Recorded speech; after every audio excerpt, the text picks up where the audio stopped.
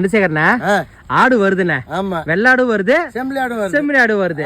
ஆனா வெள்ளாட்டுக்கும் செம்மறி கறிக்கு என்ன வித்தியாசம்? வெள்ளாட்டுக்கும் செம்மறி கறிக்கு நிறைய வித்தியாசம் இருக்குது. சரிண்ணா. வெள்ளாடு வந்து கறி வந்து நம்ம நாட்டுக்கோழி மாதிரி கட்டிக்கிறதுக்கு கொஞ்சம் டைட்டா கருக்கு முறுக்குன்னு இருக்கு. இது போது பாருங்க, இந்த கெடாலாம் வந்து நம்ம பிளைரல் கோழி மாதிரி பொசன்னு இருக்கும் கறி. சரிண்ணா சரிண்ணா, இதுதான் ரெண்டு வித்தியாசம். சரிண்ணா சரிண்ணா. அண்ணா, வெள்ளாட்டு என்ன சாப்பிடும், கருப்பாடு என்ன சாப்பிடணும்? வெள்ளாடு தான் என்ன சாப்பிடுது பாருங்க, என்னண்ணா தலை தான் சாப்பிடும். தலை சாப்பிடலண்ணா. அப்போ கருப்பாடு என்னண்ணா சாப்பிடும்? அது சாப்பிட்ட மிச்சத்து இது சாப்பிடும். வெள்ளாடு என்னண்ணா சாப்பிடும்?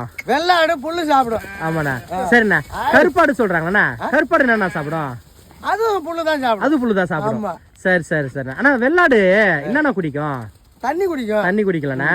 சரி சரி. ஆனா கருப்பாடு என்னண்ணா குடிக்கும்? கருப்பாடும் தண்ணி தான் குடிக்கும். தண்ணி தான் குடிக்கும். ஆனா அப்புறம் அதுக்கு என்ன வெள்ளாடு கருப்பாடு ரெண்டு? சரிண்ணா, ரெண்டும் ஒன்னா தானே போய் நிற்கு. உனக்கு எந்த ஆடுனா பிடிக்கும் சாப்பிடறதுக்கு? சாப்பிடறதுக்கு நம்ம நாட்டாடு வெள்ளாடு தான் பிடிக்கும். வெள்ளாடு தான் பிடிக்கல. ஆனா நமக்கு பார்த்தனா மதுரை திண்டுக்கல் சைட்லாம் செம்மறி ஆடு தானே. ஏன்னா நல்ல பிராய்லர் கோழி மாதிரி பொசு பொசுன்னு நல்லா சாஃப்டா இருக்குன்னு சொல்றாங்க. ஆனா அதிக சத்து வெள்ளாட்டு கறிகள் தானே. வெள்ளாட்டு கறி சரி அண்ணா, ஒரு ஆடை பிடிங்க.